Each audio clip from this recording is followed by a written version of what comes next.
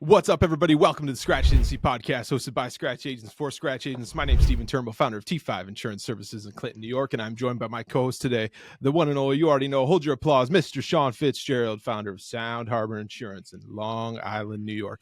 Beautiful, sunny, snowy New York. Shawn, we're in the season. Yes, no snow by me yet, but I heard you got some crazy snow up there. We got 18 inches over the weekend. Keep it up there. That was a great time for the snowblower to die after the first pass down the driveway. That's a whole different podcast. We got Billy Wagner back. Billy, we're super excited and grateful to have you back on the podcast. I want to make a comment before we start. I looked back this morning. We had you back on episode 75, which was about a year ago. So if we've got new listeners or anybody that wants to refresh, we really dove deeper into Billy's story and agency operations and stuff like that in episode 75. But we wanted to talk about all things producers and everything in that. But Billy, we're just super grateful that you take the time to be back with us. How are you today? I'm wonderful. It's my pleasure to be with you guys. And, I think this is a great thing that you're doing for the community, and it's very needed. And I'm just honored to be asked to help. And I've definitely learned some things that I can share. And we're going to add as much value as possible today in the time we have. And I look forward to it. Love it. Well, so we wanted to talk about producers, specifically bringing it on. And we mentioned before we recorded, I love that. I'm going to use this from now on, Billy. I'm going to steal it from you, that maybe Shawn and I are now Scratch Plus in our journey. That makes me feel a little bit better about getting out of bed then. But, the followers and the listeners in the community that we built, a lot of people are in that maybe 3-year range. We certainly have people that are further along, people that have just joined and just starting.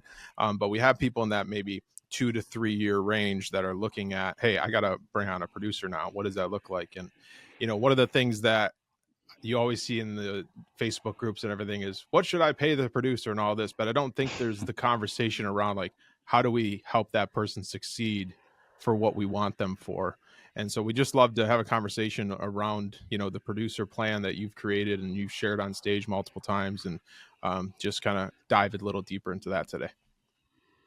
Yeah, I'm happy to do it. This is some of the work that I've spent so much time on. I really have figured this out, and it was a very difficult journey. And I, you guys, again, you're 2 phases into this, because there's a less than scratch. You, like, before you start, then you're scratch, and now you're scratch plus. So you're really you're moving up. And this is a really important topic, and it's a really important one to get right, because especially the margin for error is very small in the beginning. And, again, it was 20 years ago for me, but I remember it like it was yesterday, because I still have the scars and the battle wounds. And so, it really, for me, I think it starts with having a plan. And this is something that I wish I would have had a better plan when I was starting, to know where I was going and who's coming with me, and what does their path look like when you bring on somebody. And you really do have to spend some time kind of figuring that out. And I do want to dive into that with you guys and just try to make sure there's a lot of clarity around, kind of that planning phase of this. Yeah. So Billy, can you talk about, let's start from the absolute beginning of hiring a new producer. So let's say someone on Facebook says, hey, you're looking for a producer in your area. You reach out. Yeah. I want to hire. Yeah, we're hiring. I'd like to get connected with Bob. You get connected with Bob. He's kind of on the fence. He's looking at different places. What's kind of, I would say, like, I think that would be a good place to start. It's like, what's your discussion look like with this potential new producer? Yeah. And I think there's a couple different ways to look at this too. And so, if you're you're a scratch plus agency, right? And so maybe, again, let's make sure we clarify this correctly. Is this their first hire, or they already have some people on the team first, and this is the first producer that they're adding on? So this is a very distinct thing we have to kind of make sure. Question. Yeah. Where do you want to start with that? Because, like, are these folks already have somebody on the team as well? I would say yes. Okay. Yeah, VA or one service person. Yeah, that's what I was going to say. Yeah, so because I think one of the things that I think has really helped us, and I want to start here because I think it gives some clarity to people, is that first hire, whether it be, that customer service person or that receptionist, that we call that role a client concierge. And so what ends up happening is we don't hire Generally, we no longer hire just like, hey, we're going to go hire a producer. What we do is we Gotcha. bring them on as this client concierge role. And the purpose of it is really they got to learn the beginning. And we tell them, hey, we're going to teach you a career. You're going to grow with us. Here's your pathway. And you're going to, and so we hired a producer 8 months ago, and they started in this client concierge and they validated out of it in 90 days. So that's one thing that I make sure everybody validates through that 90 days. And so we're talking to them about, hey, you're going to come on board, you're going to answer the phone, you're going to learn how to intake new customers, new clients, you're going to learn how to build rapport, you're going to learn how to cross sell, and you're going to learn how to set up the administrative part of the business, how to start the quoting, all of that stuff. And then when you validate that, then we can make you, we call it a junior producer. And so again, I'm telling them, hey, there's a path here. You can come on and be a producer, but you're going to be a client concierge. You're going to be a junior producer. Then you're going to be an agent, and then you're going to be an elite agent. And so there's a lot going on here. But here's what's really important for you guys to get is when somebody comes on to do a new position, first of all, they never wanted to get an insurance. Like this is like, we're all got tricked into it. We're all here now, but they want a purpose. They want personal growth, and they want a plan, and they want someone to follow. And so you've got to spend some time as the agency owner figuring those things out. Okay. So, what you've got to be the leader that they're going to follow. And you are generally, essentially, the way I look at it as an agency owner, you're that elite agent doing everything correctly. You're marketing, you're cross-selling, and they have someone to follow, right? And so eventually, as you scale this thing, I've got 4 or 5 of those elite agents. And so you can scale it that way. But now you are that elite agent, right? And so that person is learning from you. They're riding shotgun. They're sitting right next to you. And you tell them, look, you're going to get to work right with the owner. And you're going to learn. I'm going to pour as much as I can into you so that you are going to be a very successful agent. And once you come on board with us, I will not let you fail. You follow my lead. I know exactly what to do because you should have created an environment where you've built referral partners, right? You've got lead flow coming in. And so you're just basically trying to replicate that with that new producer. Man, the confidence is just oozing out of you when you say that. And I think that's an important thing to have. Like, it's clear, it's concise, it's easy to understand. And I think that those are some of the things that I've made mistakes on in the past, all right, Shawn, so I love that. So Shawn, yeah, before you go ahead, into go that ahead, next go ahead. point, because I want to back up a Yep. little bit. Bill, you talked a lot in the beginning about the agency owner having a plan. So we jumped kind of right into Bob as the example there, Shawn. But what, and I think you referenced this either before or in the beginning when we were recording, of sometimes, most of the times where that people miss on this is they don't take enough time to plan for that new hire. It's just like, oh, I'm so busy, I got all these quotes I can handle, I got to hire Bob, he's going to help me, here you go. And then there's no plan. Can we dive deeper into like what has worked and what have you found that works really well for planning for that hire? Yeah, that's a great question. And I think where I think this starts is, if you don't have an org chart, and maybe your org chart's 2 or 3 people, but you should have an org chart, right? So the org chart is you at the top, right? So you're the agency owner, and maybe you have a VA, maybe you have an administrative receptionist, and then this next person that you're looking at is a projected producer. So it starts with having an org chart and knowing the plan. And then the other thing where most people miss, and I missed this for a very long time, is having a future org chart. So one that says, okay, what does the next 2 to 3 years look like, even 5 years out? So I know where my agency, to be $100 million agency, I know exactly how many people I have, and it's going to take me 5 more years, and I know exactly who they are and what I'm looking for, right?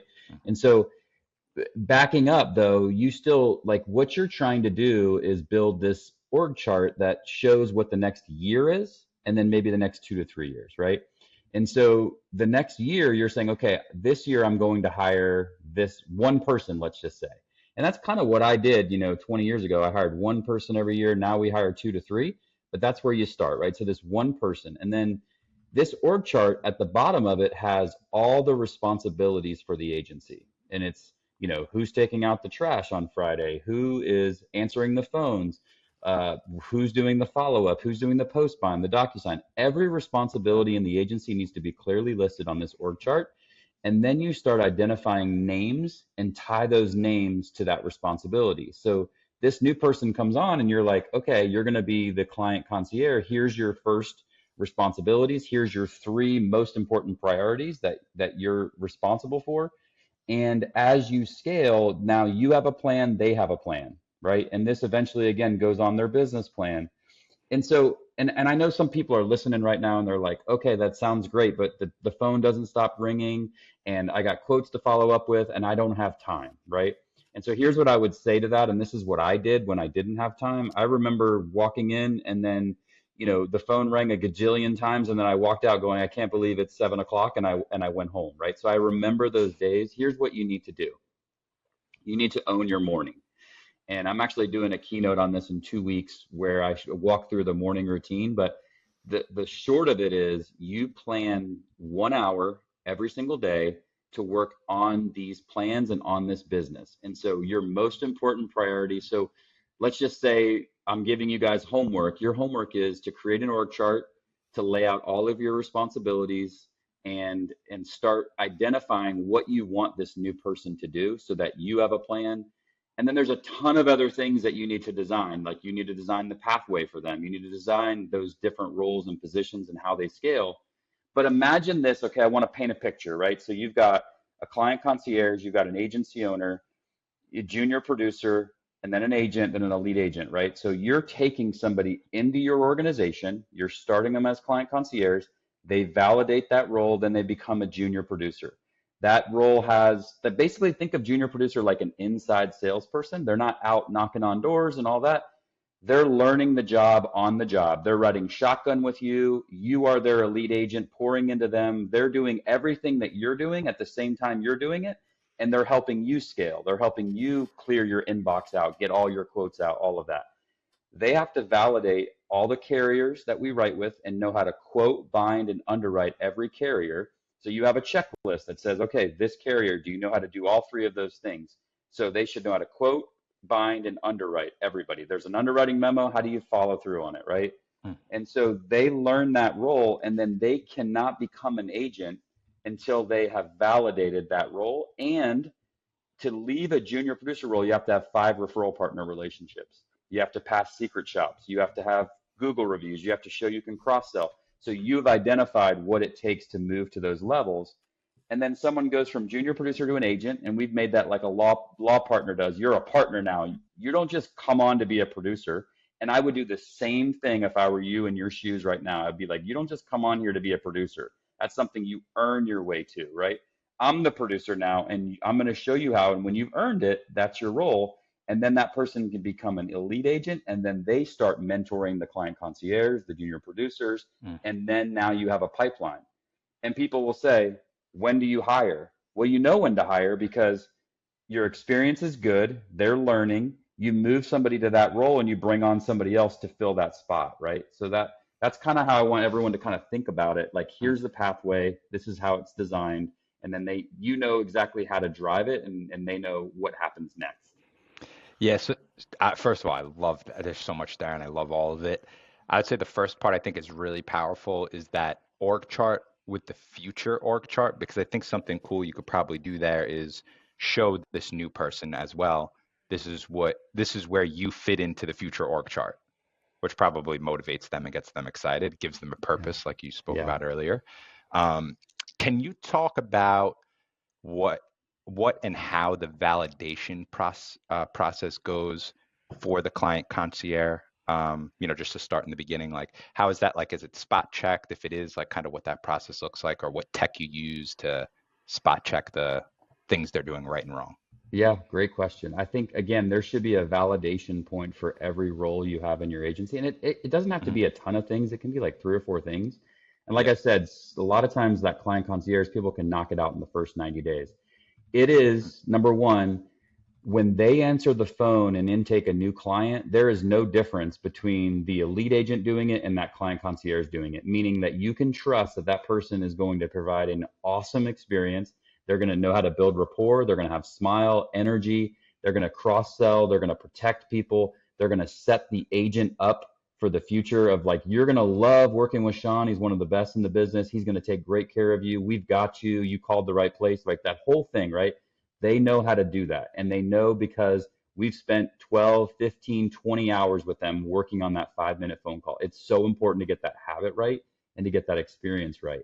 They have to answer a certain amount of phone calls per day. And it's basically the way I would do it in a Scratch Plus agency is I would go, how many times does the phone ring? Okay.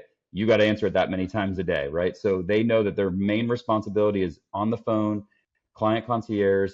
And then we teach them early on how to bind.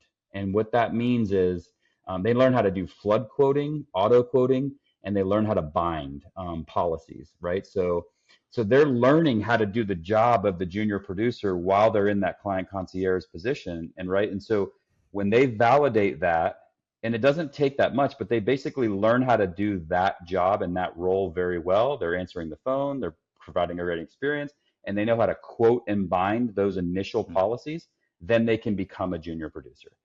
Now, when they're a junior producer, there's a lot more validation. As I said, like that is like basically so let's just say sometimes there's crossover between that client concierge and junior producer. There's a lot of crossover, honestly. Like if they're working with you as the agency owner, they're doing your quoting. Like something comes in your inbox, you're like, hey, work on this, send it to me, let me look at it before you, and so you're validating them. And then eventually you're like, okay, you've got auto quoting down. You can go ahead and just send that right to the client and copy me on it. And so there's this validation point for each of those things.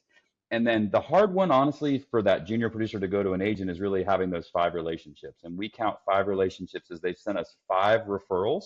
That one person sent us 5 referrals. That's a relationship. We know that that's when they trust us. And they don't need but like 15 to fill their pipeline, 15, 20 of those, depending on if it's a lender, a realtor, whatever center of influence. And so we figured out like, how much do we need to fill their pipeline? Because a lot of people are like, well, I don't want to hire someone if I don't have enough stuff coming in. Well, we know that once they validate to that and they're an agent, we don't have to feed them any business anymore, right? So that's how all that kind of works. So each one has a validation point. As they become an agent, their validation point becomes revenue and how much revenue they do and how profitable they are, because you're going to make it better for them when it becomes profitable to the agency. And that's kind of the way we look at it. And we tell them, the agent, the whole time, it's like, look, I've got you. You're going to be successful. And they don't ask you, when do I get a raise or when do I earn more money? It's when you hit the validation, your raise is effective when you are. As soon as you start doing this, you're going to hit that next level, and then that tiers up for them. Gotcha. You go T5. Yeah, I see you ready to jump at you there. You just hit on something that I realized I did terribly wrong. And I want to bring this up because I love that you said, like, and I wrote it down here. We teach right away to quote, bind, and underwrite. So what happened with Steven is 1 year and 4 months ago, it was me and a VE. And then I hired my first CSR, completely green to the industry, got him licensed or got her license. She is a rock star. I know she was the right person and I had to teach up. And what I did is I did customer service training, underwriting, quoting, but never taught bind. And I'm literally sitting here in real time thinking, Steven, that's where you went wrong. And it's so interesting because this is so relatable to me, because at that point now I realize 3 months ago, I was like, okay, we got to teach you how to bind in these different, but at that time when I hired her, I was just focused on, you got to answer the phones, you got to service the clients, and then throw some quotes in for me. And, I don't need to teach you how to bind. I'm the producer, right? Because that's going to give me more time to do that. But that put a huge cog in the wheel, because then 3 months ago or so, I had to go back to retrain that instead of doing that from the start. I love that so much. And the cool thing about that too is, like, once you train, now it's an investment in time that you really don't have, right? But once you invest that time in that person, they then can train the next one, which is super cool. You just got to do it once really well and right. Yeah, and then that person can do that whole first phase for you. And then you're picking them up as a junior producer, and then you're taking it from there. So that person's doing that. And then once you have a junior producer, they can do that. And there is also a way to scale this too, just so you guys know, like, there's people that can be a client concierge forever, right? They can be a junior producer forever. They can be inside sales forever. You need to have a pathway for that as well as you scale. But in the beginning, you want to make sure you get that right so they can scale through it, so that it gives you that pathway to add those additional people on. Yeah. Billy, I will not dare to ask you the question of, how much do we pay junior producer? How much do we pay lead producer? But what I am curious, because I know there's probably half the people that are listening to this in the back of their mind thinking, what does that pay structure and compensation structure look like through those journeys, because obviously Yeah. when you bring them in and they're just servicing and just learning the systems and learning to quote, there's no commission tied to that if they're not selling you policies. And then when they establish those 5 relationships, that's going to look like a different package. So if you could share just a little bit on how that it just at least looks like, and then is that something that you show them during the plan of these are the stages and Yeah. this is what's going to look like in return for you? Yeah. And again, don't compare my middle to your beginning, right? So there's a lot of stuff that I didn't do in the beginning, but I know now to do. And so, here's how I look at it too. Like I remember, and this is again, the cool thing is we can pay people 1,000 different ways. It's also the awful thing that we can pay people 1,000 different ways and we can get it very wrong. And so, what I would say is just take it very slow in the beginning, and I have an honest conversation with that person when they're coming on board. And I remember, again, I couldn't really afford to pay some people back then. And I was like, listen, Yeah. you're going to come on here. You're going to be a different person in 2 years. You're going to grow. I'm going to make sure you're successful. But in order for me to not put a ceiling on what you earn, you're going to have to start at the bottom. And then I'll never put a ceiling on what you can earn in the future. Now, I could give you a higher salary. Like now I can pay people higher salaries, and it's probably more profitable for me to do that, but I just talk to them through that journey, right? And so let's just say you're like, I know I need to hire somebody because I have 2 things already in my mind. I've got a great experience. I'm providing a great experience. I've got leads coming in and I'm a little bit overwhelmed and I'm not getting them out at the right time. That's when you know it's time to start developing somebody. And when you bring them on, maybe you say to them, hey, why don't you start 20 hours a week? And here's why. In the beginning, you're going to spend so much time training them. If they're willing to come on and learn a career and they start 20 hours a week and you give them an hourly pay. And again, I don't want to throw out too many numbers because like New York is different than Jacksonville, Florida, but whatever the hourly rate is, $15, $20 an hour, I don't know what it is in your market, but give them an hourly rate. And then when they're in there 2 weeks and they learn how to do something, then they now have independent work that they can do. And you're spending the rest of the time developing them to do more work that they can pull off of your plate. And so maybe you give them a dollar bonus for every time they answer the phone. And you have a report at the end of the week that says, here's how many times they answer the phone. They get $1 for every time they do that. That's the motivating thing you want them to do. And then maybe you give them a spiff bonus when they help you bind something eventually. So there's a couple different ways in that client concierge you can do it. But essentially after 90 days for us, they're on a salary. And it's enough money for them to live and pay their bills, but it's not like they're getting rich by any means, but there's a future where they can go to the next phase. And so I tell them like, look, for the first 90 days, you're a glorified intern and you're just going to learn and you're going to ride shotgun with us and you're going to then have a career when we're done, but you're really just an intern. And so but I'm going to pay you in a way that you can afford to live and learn essentially. And that's how I would do it as a Scratch Plus agency, is just take it slowly. And then you have to figure out, again, this talks about like planning that pathway. Like I built like a little road, like draw this out, like a little road. And it's like, okay, you're here at your client concierge. Here's your first 90 days. When you get to junior producer, we give them a bump to their salary. So they get a little bump. It's not a huge bump. It's like $2,000, $3,000 annually. And then they start earning commissions on things that this is a very important distinction.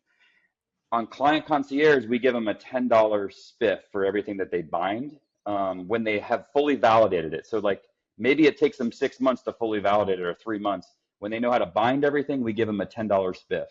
When they become a junior producer, we are still giving them that $10 spiff for anything that is handed to them to bind, right? So you're like, here, take this and bind it, versus you paying them a commission, which is a mistake everyone makes. It's like it's a rewrite or a relationship you already own. Don't pay them a full commission on that. Pay them a spiff. Now, if they take a lead that called in for Google review, a Google lead, or came in and they took it from the beginning, they quoted it, they sold it, then they can start putting it in their name and they earn a commission on that. So there's kind of a combination. So what you want to do is you don't want to pay them for just binding something. And we make that mistake as agents. You want them to make money, but you got to separate that so that it's profitable and you're paying people the right thing for the right task. Yeah. And you're incentivizing them to do the right thing, or you're, let me rephrase that. You're incentivizing them to make them want to go build their own relationships and bring in business because they know they're going to get paid more. Correct. Right. And that's what you want, right? You're trying to guide them. And then you can give them a certain amount of new business commission that makes sense. And then when they validate that, like let's say you give them a goal and they hit that goal, then you make the new business commission a little bit more, right? And so there's a pathway where you can kind of keep increasing that. And you can do that a number of different ways, but what you have to look at is, okay, when it's profitable for you, you make it better for them. And you tell them like transparently, like you can say, listen, I'm going to lose money the first year. Like I'm going to throw the numbers out there. They're not that hard to figure out. They are the numbers, right? So you don't want them to think that like they're making all this, you're making all this money off of them. That's not what's happening. What's happening is when they become profitable, you're going to make it better and share it with them. And so you have to know what that profitability mark is, right? And so for us, like they have to do like $12,000 a week in new business sales to hit that first level for us where we start making it better, right? And so that's kind of what you have to think about is like what is that profitability mark for and then that's when you kind of make it better for them. Billy, can you dive deeper into how you brushed over there? There may be situations where you find a great concierge and that's what they want to do and that's the path, and like they don't have interest in being a junior producer or elite producer, or maybe they get to the junior producer stage and that's as far as they can go, want to go, whatever, and what that looks They like. just like the security. Yeah, I mean, and again, like different models too, right? Like you can bring someone in the client concierge and maybe they're more service oriented, right? And so you can say, okay, I can build a pathway for you to be an account manager and you can be a junior account manager and you do the same thing on that side, right? So what you don't want to do, this is what we do a lot of times as business owners, we make the mistake is like we get somebody and then we're like, okay, well, we have this person, so let's put them in a box, and don't do that. But if they are valuable, like you said, that person you hired, they're a rock star, like you're going to find a way to make sure that they have trajectory and a path and they can improve and grow. And so you just want to like think through all of those scenarios. But like for us, we have 3 client concierges right now. And one of them, like she will bind like 25 policies a week, right? So she's making pretty good money in that round. I mean, she's getting $10 for everyone she binds, and then she's got a salary. And then we have another one that is like our agency principal now, that's running the agency for me. She's in his inbox.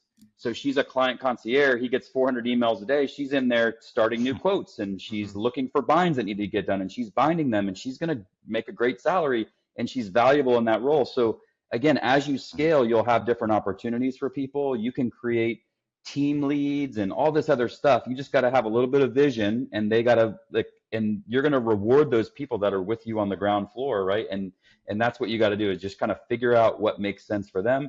And then the junior producer, like they can stay in that role and we have 3 junior producers and some of them earn different levels at new business commission, right? And so if they're killing it and doing $25,000 a week, then they have a higher percentage than the one that's doing 10.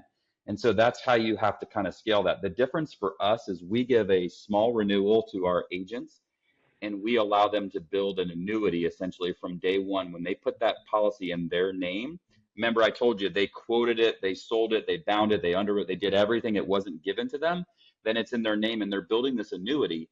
They don't get that access to that renewal income, and it's a small percentage. They get it when they validate and have the referral partners and built their own. They learned how to build relationships. And if they can go out and do that and do what you're doing now and replicate that, it's worth paying them that. If they're just doing inside sales and writing the leads that you're giving them, then there's a limit to the renewal income. Now you can still increase their salaries over a year and look at it from a profitability standpoint, but there is a pathway for folks.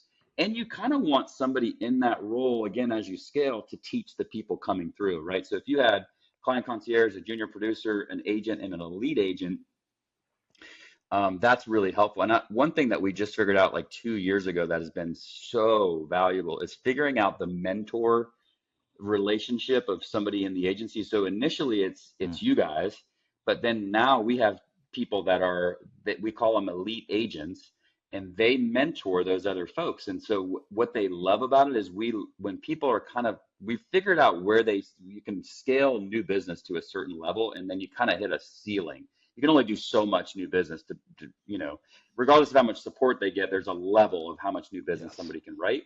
And so what you do is you put that junior producer, client concierge, tie them to that elite agent, and that elite agent Mm. loves it. And I thought we were going to have to compensate them differently. It was really about them getting help with their workload and getting their quotes out faster. And they like the idea of pouring into somebody else. So Hmm. you are that example in the beginning, but think about that as a vision. Say, hey, look, I want you to be an elite agent for us. I want you to help develop, teach, and train, and have it build a team underneath you that you then validate. And then you give them a little bonus when that person validates to become an agent, and then they get that support. It's huge. I think you touched on it at the beginning of this segment is like, I think it's one of the biggest things is drawing out the roadway Mm-hmm. of what their path looks like. Because Stephen, you know, when I think about why we left our family agencies, Hmm. I know what it is. It's we had no clue what was next. It was, hey, I have no clue what I'm even doing anymore. I've been doing the same thing 10 years. I don't know where I'm going. And I think having that clear vision of, hey, if I do this, I'll achieve this. If I do this, I'll achieve that. It gives you a sense of purpose to come in every day and be motivated to show up and contribute to the team and grow as a person, So Well, I think that's, and Billy hit on it too, of just like the transparent communication of this is going to be your yeah, path. And I'm talking a yes. lot about the CSR that we have now, but like we had our monthly check-in last night and we were talking how things going. It's been about a year and a half. And I was telling her that like, hey, I want you to know, like, eventually you could be office manager. You could be training new service person that comes in, whatever's going to fill your cup at that time. And this is what we're working towards. And she made specific comments around that of like, oh, it's so cool to be a part of the startup because I feel like I'm really making an impact doing it. And I can see the future and see how things change. And like, to Billy's point, if I just put her in a box and say, you're a customer service rep, go answer the phones, call people back, quote when I need you, that what empowerment are you giving that person? And that all comes back to the planning. Billy talked about setting the roadmap up, where step 1, step 2, step 3, and drawing that out. And one last thing I'll say, that if anybody's listening to this that's looking to start or just started, I'll never forget how much Mike Crowley told me, document your processes, do all this, act like you're a big agency from the start. And I thought I did a good job at it. And now looking back 3.5 years later, I could have done a much better job at it. But to your point, it's so important to like act like a big agency when it's just you. Know what those processes will look like. Plan all that ahead. Go back to the quote, bind and underwrite with training, all those things ahead of time, because it's going to pay off dividends in the future. Yeah, Yeah. so true. Yeah, and I think what you said, T5, about talking to the person on your team about, hey, this is the possibility, these are the possibilities you have to become an office manager, et cetera. But then to dive deeper is like, this is exactly what you need to do to become that position. Yeah. And I think what's so powerful about that, and, shout out to Kobe Allen, he gave me some great advice a couple of years ago. I don't know. I was just in one of those seasons where I was like, I just want to give everybody equity. That's my sales pitch. If you work with me long enough, you'll get equity. And I remember Kobe being like, well, Shawn, some people don't want the responsibility that comes along with equity. And the more I thought about it and I wrote out, what those roles and responsibilities are, when I talked about it with people, some people were like, I don't want to do all that. I don't want the responsibility that comes with that. So I think that's just powerful to have it written out, because whatever, you could be talking about Jasmine, Stephen, right? And you might tell her, hey, these are the roles and responsibilities that come along with being an account manager. And she might say, oh, well, screw that. I'll just keep doing what I'm doing and keep contributing that way instead of, trying to jump to the next position. So I just think there's a lot of gold there in having that clear vision, Billy, we're going to wrap this up because we respect your time, and I'm so grateful that you came back to join us and shared so many good nuggets. I want to ask you one last question. And if anybody's listening to this and maybe they're not Scratch Plus, maybe they're Scratch. If you had to go back right now to 2006 when you opened your doors, what would you tell Billy in 2006? Yeah, I mean, I think the most important thing, and I touched on it really quickly earlier, it's what make sure that the experience is amazing, right? Because like sales and referrals cures just about everything. And so your experience has to be great. And then I think the other thing that I would tell myself is what we talked about, like lighting a path, having having like get excited about those people and sharing into their growth and like get them excited about this industry. I mean, there's so many people that are brought into this industry. I mean, we have a team of 17 people and none of them thought they were going to be in insurance. I just shared a story with them and I wanted them to be a part of the story. And, you know, we haven't lost a person in 7 years. And I think the reason is because they have a plan. They have growth. They're personally growing. So the other thing that I do with them is I do a life plan with them in their first 90 days. Before we ever do a business plan, I do a life plan and I figure out what they want to accomplish in life. I help them with their goals. And you can do that as a scratch agency owner. You can say, hey, I've learned a lot about life. I've made a lot of mistakes. I'm going to show you what I learned and I'm going to help you leapfrog other people your age just by being a part of this team, regardless of it being about insurance at all. I care about them as a person and I want them to win and be successful. So I'm going to invest my time in them to personally grow. I'm going to give them a purpose. And you guys do this thing, you do this where you're like making an impact. We do a ton of stuff like that where they feel good about being there. And you just share your vision. Like, we're going to blow this thing up. It's going to be huge. And you're going to be wildly rewarded by being a part of this team. And so, and we got you the whole step of the way. Like, you just commit to us. We're going to give you a very clear business plan. We're going to tell you exactly what you need to do to win. And when you win, we're not going to be like, oh, he told me this and then didn't execute on it. No, it's very clear in black and white. You do this and you get that. And that's how we're going to do it. We're going to ride shotgun together. We're going to be very transparent and we're going to win together. And you're going to have as much opportunity as you want here. And that's the cool thing about starting in the beginning is, you know, you're going to create a lot of opportunity for a lot of people. And that's what makes the hair on the back of my neck stick up, is like helping those people have careers. I mean, we have people that have gotten married, paid off debt, got their MBA, you know, had kids, built a family, like all that stuff is super cool to watch. And so, but it takes a little bit of a grind and it's not going to be fast and easy, but you know, you guys know, like, you know, 3 to 5 years into this, you've accomplished a lot more than you think. And even this, like my team, we had a very busy year and I said, hey, let's write down all the things we did this year. And we were all both amazed, right? Because it's like you're moving a lot faster than you think you are. You think you're going slow, but you're really not when you reflect back on it. So true. Yeah, I got to read this quote before you end it off, T5, because it just has so much to do with leadership and what Billy talked about at the beginning and talked about through the whole episode. And it's from John Maxwell. I read this yesterday. It was the law of credibility. And it says, your most effective message is the one you live.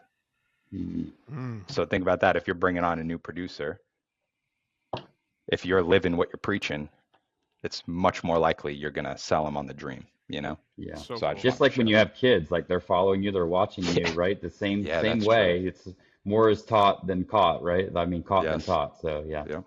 I got to wrap this up by telling you my favorite Billy Wagner story. I don't know, Billy, if you remember this.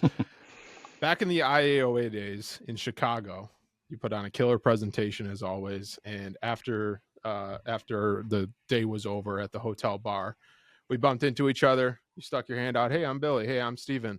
And I'll never forget that interaction, Billy. I just want to thank you for being the person that you are, because immediately you're just like, tell me about yourself. How can I help? And I was 1 year in business and we had a great, maybe 15-minute conversation that felt like 2 hours and a ton of value and a ton of just reaching out and asking how you could help me. And I just wanted to share that on the podcast because I'll just never forget that, and just appreciate the time you spent with us on these past episodes, and appreciate the person that you are. So thank you. Thank you for being you.